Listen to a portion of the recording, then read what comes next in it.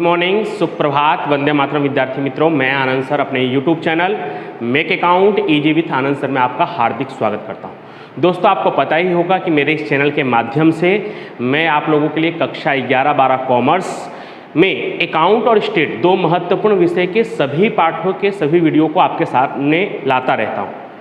मेरी कोशिश होती है कि आपको अच्छी तरह से अकाउंट और स्टेट विषय को सिखाया जाए। इसके साथ साथ मैं आपके लिए मोटिवेशनल स्टोरी, फनी स्टोरी और बोर्ड के द्वारा दी गई जो इन्फॉर्मेशन है उससे संबंधित वीडियो को लाता रहता हूँ। दोस्तों, अभी जो सबसे बड़ा चर्चा का मुद्दा है या सबसे महत्वपूर्ण टॉपिक है वो ये है कि सबसे पहले तो सीबीएसई बोर्ड ने कक्षा 10 और कक्षा 12 में मास प्रमोशन की घोषणा की। उसके बाद गुजरात बोर्ड ने भी कक्षा 10 में मास प्रमोशन और 12वीं की परीक्षा को रद्द करके उसमें भी मास प्रमोशन की घोषणा की।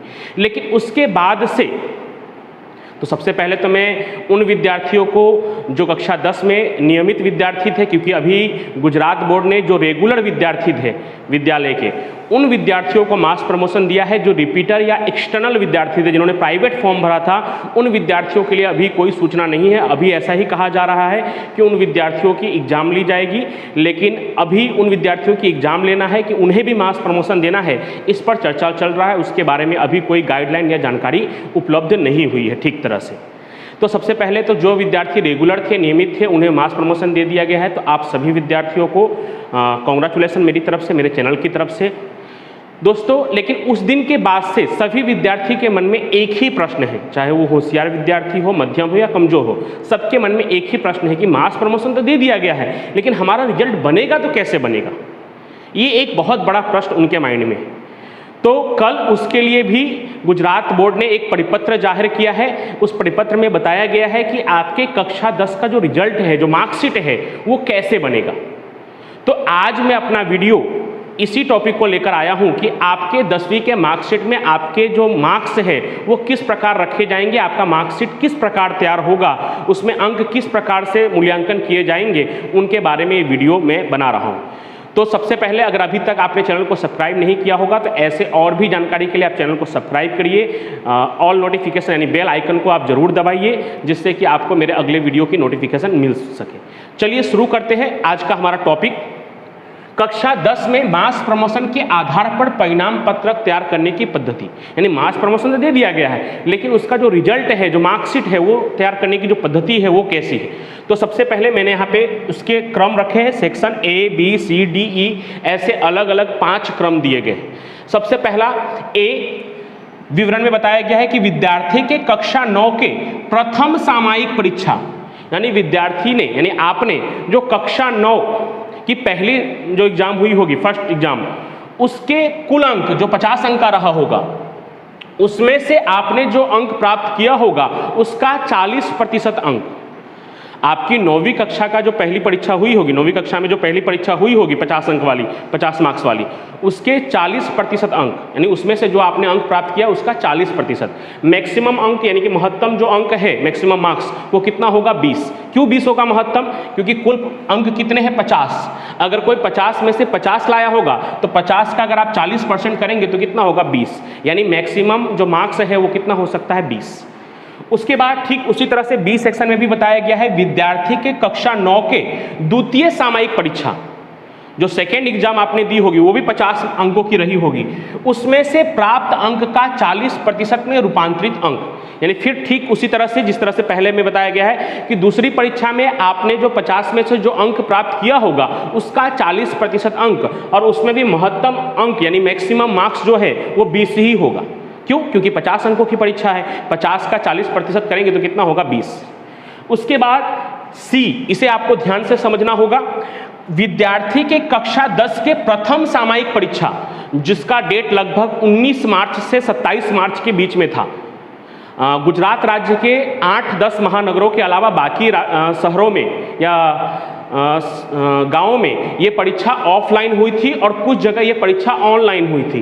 तो ऑफलाइन हुई हो या ऑनलाइन हुई हो, विद्यार्थी के कक्षा 10 के प्रथम सामयिक परीक्षा कब से हो रही थी? लगभग 19 मार्च से हुई है वो परीक्षा।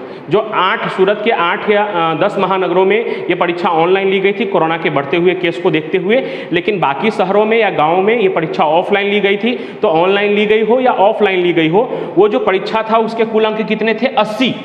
तो उसमें से प्राप्त अंक का 37.5%, उसमें से जो अंक प्राप्त किए होंगे आपने उसका कितना प्रतिशत? 37.5% में रूपांतरित अंक, उसका आपका 37.5% किया जाएगा। और उसके जो मैक्सिमम मार्क्स होंगे, महत्तम अंक कितने होंगे? 30।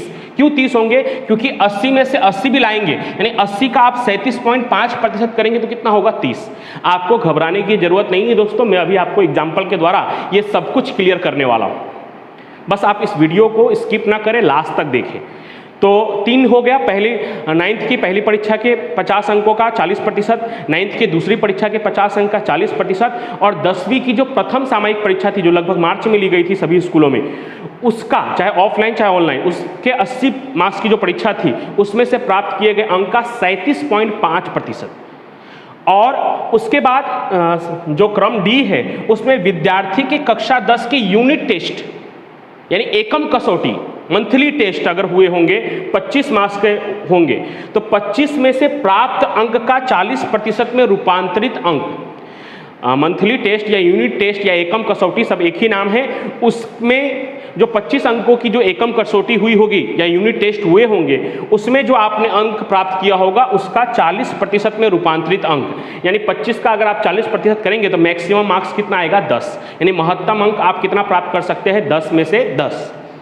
ठीक है। और 5वां क्रम, लास्ट क्रम जो पहले से भी था, विद्यालय की तरफ से दिया गया आंतरिक मूल्यांकन का 20 अंक, यानी जो आपने प्रोजेक्ट जमा किया होगा या मतलब दूसरे जो भी वर्क के 20 मार्क्स जैसे पहले भी स्कूल की तरफ से भेजे जाते थे आंतरिक मूल्यांकन पर, तो उसी तरह से विद्यालय की तरफ से दिया गया आंतरिक मूल्यांकन का पूरा 20 अंक, मैक्सिमम मार्क्स 20 है, आप उसमें से जितना प्राप्त करेंगे उतना।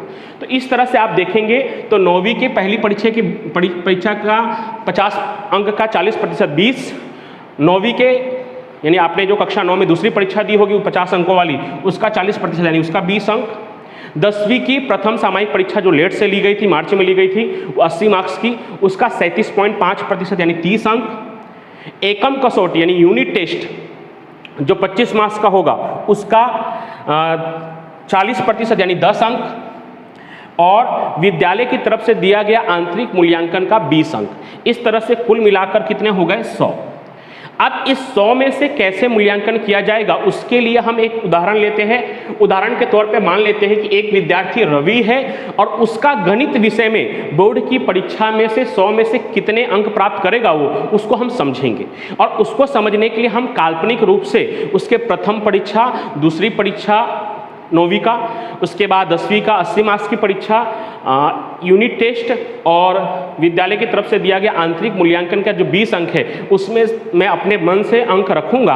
आपने जो अंक प्राप्त किए हैं आप उसे रखकर अपना अप्रोक्स रिजल्ट विचार सकते हैं, सोच सकते हैं, प्राप्त कर सकते हैं। जैसे मान लेते हैं पहला क्या है, विद्यार्थी की कक्षा 9 में प्रथम सामयिक परीक्षा में 50 अंकों की परीक्षा में प्राप्त अंक का 40% में रूपांतरित अंक। तो मान लेते हैं कि रवि ने पहली परीक्षा में, रवि ने कक्षा 9 के पहली परीक्षा में, प्रथम परीक्षा में 50 में से 24 अंक प्राप्त किए। 50 में से कितने अंक प्राप्त किए हैं? 24 अंक प्राप्त किए हैं। मान लेते हैं कि रवि ने कक्षा 9 में 50 में से कितने अंक प्राप्त किए हैं? 24 अंक प्राप्त किए। तो क्या करना है उसका कि जितने अंक उसने प्राप्त किए होंगे उसका 40% में रूपांतरित अंक, जितने अंक उसने प्राप्त किए होंगे उसका 40% में क्या करना है? रूपांतर कर देना है। तो उसने कितना अंक प्राप्त किया है? 24 अंक। अब 24 का हम क्या करेंगे? 40%। तो 24 का जब आप 40% करेंगे यानी 24 गुने 40% या 24 गुने 40/100, ऐसा जब आप करेंगे तो 9.6 आएगा। कितना आएगा? 9.6। अब 9.6 आया तो इसको कितना मान लेना है? 10। क्यों 10 मान लेना है? राउंड फिगर में उनको कन्वर्ट करना है। और जब 0.5 या उससे ज़्यादा होगा तो उसके आगे वाले अंक को लेना है, और 0.5 से कम होगा तो जो अंक है उसी अंक को ले लेना है। जैसे कि 9.6 है तो हमें क्या लेना है? 0.5 से ज़्यादा है वो, या 0.5 भी होगा तो भी आगे वाला लेना है। तो कितना हो गया? 10। अगर 0.4, 3, 2 ऐसा होता, 9.3 अगर होता तो 9 अंक दिए जाएंगे। तो वहाँ पे भी थोड़ा फायदा नुकसान आपको हो सकता है। तो 24 का 40% कितना है 9.6, जिसको हम कितना मान लेंगे 10। तो यहाँ पे मैं लिखते भी जा रहा हूँ। उदाहरण के तौर पर विद्यार्थी रवि के गणित विषय में अंक 20 में से कितने अंक प्राप्त कर लिए उसने 10। ठीक है, अब मान लीजिए कि उसने कक्षा 9 के दूसरी परीक्षा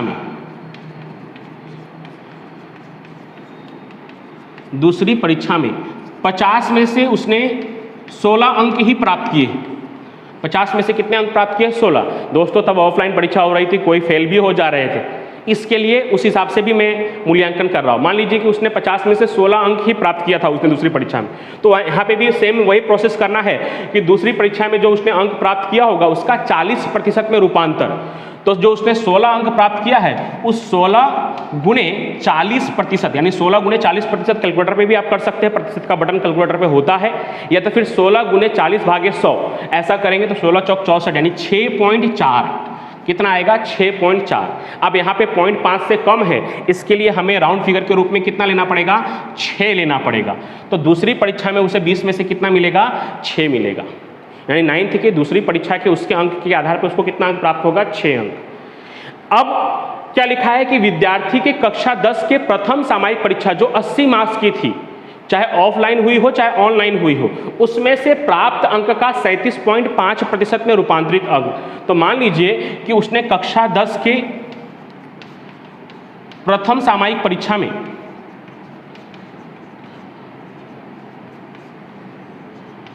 80 में से 48 अंक प्राप्त किया है। 80 में से कितना अंक प्राप्त किया हो 48 अंक प्राप्त किया हो, तो कितना होगा, तो उसका कितना प्रतिशत करना है दोस्तों, तो उसका 37.5% करना है। तो 48 गुणे 37.5% करेंगे दोस्तों, 48 गुणे 37.5% करेंगे दोस्तों, तो ये आएगा 18। कितना आएगा 18 मार्क्स। 18 किस में 80 में से 48 में से नहीं, 18 किस में से उसको मिलेगा 30 में से 18। 80 में से अगर उसने 48 अंक प्राप्त किया है तो उसका हमें कितना प्रतिशत करना है 37.5% करना है। तो 48 गुणे 37.5%, हमें 80 का 37.5 नहीं करना है, 80 का 37.5 तो किया हुआ है 30 मार्क्स मैक्सिमम। अगर वो 80 में से 80 लाएगा तो यहाँ पे उसे 30 में से 30 मिलेंगे, लेकिन वो कितना ला पाया है, तो यहाँ पे क्या लिखा हुआ है कि 80 में से प्राप्त अंक का 37.5%, तो वो कितना लाया है, तो उसने लाया है 48। 48 का 37.5% करेंगे तो कितना आएगा 18। अब क्या लिखा है अगला, विद्यार्थी के कक्षा 10 के यूनिट टेस्ट यानी एकम कसौटी के 25 में से प्राप्त अंक का 40%। तो मान लीजिए कि उसने कक्षा 10 के यूनिट टेस्ट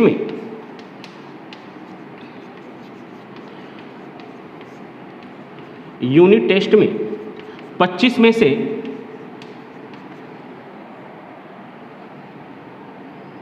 12 अंक प्राप्त किए। 25 में से कितने अंक प्राप्त किए हैं 12 अंक प्राप्त किए।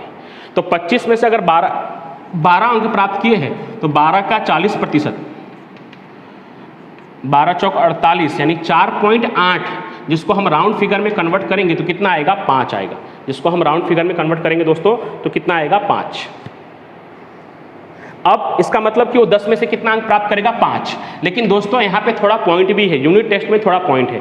किसी विद्यालय ने अगर एक ही यूनिट टेस्ट लिया है तो वो इस प्रकार होगा, किसी विद्यालय ने अगर 2 यूनिट टेस्ट लिया है तो दोनों यूनिट टेस्ट में प्राप्त अंक को जोड़कर उसको 2 से भाग लगा दिया जाएगा। जैसे मान लीजिए कि उसने पहले यूनिट टेस्ट में 25 में से 13 अंक प्राप्त किए हैं, दूसरे यूनिट टेस्ट में उसने 25 में से 14 अंक प्राप्त किए हैं, तो 14 और 13 को जोड़ दिया जाएगा और 2 से भाग लगाकर 13.5 माना जाएगा कि उसने 25 में से 13.5 अंक प्राप्त किए। फॉर एग्जाम्पल मान लीजिए कि यही विद्यार्थी रवि है और इसके विद्यालय में 2 यूनिट टेस्ट हुए। पहले यूनिट टेस्ट में इसने 25 में से 16 अंक प्राप्त किए थे और दूसरे यूनिट टेस्ट में 25 में से 14 अंक प्राप्त किए। तो दोनों यूनिट टेस्ट को क्या करना है जोड़ना है। तो 14 और 16 को जोड़ेंगे तो कितना होगा 30, और फिर उसका क्या करना है आधा करना है। 30 का आधा कितना होगा 15। इसका मतलब कि उसने 25 में से एवरेज 15 मार्क्स कंप्लीट किया। अगर किसी विद्यालय में 2 से ज़्यादा यूनिट टेस्ट हुए होंगे तो कोई भी 2 यूनिट टेस्ट जिसमें विद्यार्थी के ज़्यादा मार्क्स आए हैं, ऐसे कोई भी 2 यूनिट टेस्ट को जोड़कर उसको 2 से भाग लगा देना है और भाग लगाने पर जो उसका अंक प्राप्त होगा उस अंक का 40% कर देना है। मान लीजिए किसी स्कूल में 4 यूनिट टेस्ट हो गए तो 4 में से उस विद्यार्थी के जिस भी 2 यूनिट टेस्ट में ज़्यादा मार्क्स आए होंगे उस दोनों यूनिट टेस्ट के मार्क्स को जोड़कर 2 से भाग लगाना है और भाग लगाने के बाद वो अपने आप 25 में कन्वर्ट हो जाएगा। तो 2 से भाग लगाने के बाद जो अंक प्राप्त होगा उसका 40% करके यहाँ पे रखना है। और ये सब मार्क्स आपके स्कूल वाले जो ऑनलाइन पोर्टल है बोर्ड का, उसमें ये सब अपलोड करेंगे और उसके आधार पे फिर मार्कशीट तैयार होगा। अब लास्ट सेक्शन देख लेते हैं, विद्यालय के तरफ से दिया गया आंतरिक मूल्यांकन का 20 अंक। तो मान लीजिए कि आपके विद्यालय की तरफ से आपको प्रोजेक्ट और जो भी दूसरे वर्क दिए गए हैं उसके आधार पे विद्यालय की तरफ से मान लीजिए अगर 16 मार्क्स दिया जाता है, तो अब इस तरह से विद्यार्थी, जो हमने उदाहरण के तौर पे विद्यार्थी रवि लिया था और उसके गणित विषय का जो हम अंक का मूल्यांकन कर रहे थे, तो वो अब रेडी हो चुका है। तो इस तरह से मूल्यांकन होगा सभी विषयों का, ये सिर्फ मैथ का है, लेकिन ऐसे ही आपके बाकी के जो 5 विषय है उनका मूल्यांकन कुछ इसी तरह से किया जाएगा। तो अब हम जोड़ लेते हैं, 10 और 6 16, 16 और 18 34, 34 और 5 39, 39 और 6 45, 45 और 10 यानी 16 था ना यहाँ पे, 45 और 10 55। यानी विद्यार्थी जो रवि है उसको अगर इस तरह से मार्क्स आए होंगे, जैसे मैंने यहाँ पे बताया कि 9वीं के पहली परीक्षा में 50 में से 24, एक एवरेज विद्यार्थी को मैंने यहाँ पे लिया था, कक्षा 9 के दूसरी परीक्षा में 50 में से 16, यानी जिन विद्यार्थियों ने कक्षा 9 में अच्छा रिजल्ट प्राप्त किया है, कक्षा 10 के प्रथम सामयिक में यूनिट टेस्ट में अच्छे परिणाम प्राप्त हुए, उनको घबराने की जरूरत नहीं है, क्योंकि वो सोच रहे हैं कि सबको एक जैसा नहीं मिलेगा। आपने अगर 9वीं कक्षा में अच्छी मेहनत की होगी, 10वीं में अच्छी तरह से एग्जाम दिया होगा, यूनिट टेस्ट अच्छी तरह से दिया होगा, तो जरूर डेफिनेटली आपका रिजल्ट बाकी विद्यार्थियों से बेहतर होगा। ठीक है, तो इस तरह से अगर उसने कक्षा 9 में 50 में से 24, कक्षा 9 की दूसरी परीक्षा में 50 में से 16, कक्षा 10 के प्रथम परीक्षा में 80 में से 48, कक्षा 10 के यूनिट टेस्ट में 25 में से 12 और स्कूल की तरफ से उसे 20 में से 16 मिला होगा, तो वो विद्यार्थी को 100 में से कितना मिलेगा? 55। और ऐसे ही आपके सभी विषयों के अंक तैयार किए जाएंगे। उम्मीद करता हूं दोस्तों कि इस वीडियो के माध्यम से आप मार्कशीट पे किस प्रकार से आपके अंक अंकित किए जाएंगे, आपका मार्कशीट किस प्रकार से बनेगा, आपका रिजल्ट किस प्रकार से बनेगा, उसको आप अच्छी तरह से समझ गए होंगे। अगर समझ गए होंगे तो एक लाइक और कमेंट जरूर कीजिएगा, जिससे हमें भी आने वाले वीडियो बनाने के लिए मोटिवेशन यानी प्रोत्साहन मिलता रहे। और दोस्तों अगले वीडियो में ठीक इसी तरह से कक्षा 12 को भी गुजरात बोर्ड ने कक्षा 12 की परीक्षा को भी रद्द किया है, कैंसिल किया है, तो उनका रिजल्ट किस प्रकार से बनेगा, जैसे ही गुजरात बोर्ड की तरफ से कोई गाइडलाइन आएगी, कोई परिपत्र आएगा, तो उनके लिए भी मैं इसी प्रकार से समझाता हुआ वीडियो में बनाऊंगा। तो उसको देखने के लिए आप चैनल को सब्सक्राइब करके ऑल नोटिफिकेशन जरूर ऑन कर दीजिएगा। तब तक के लिए थैंक यू सो मच।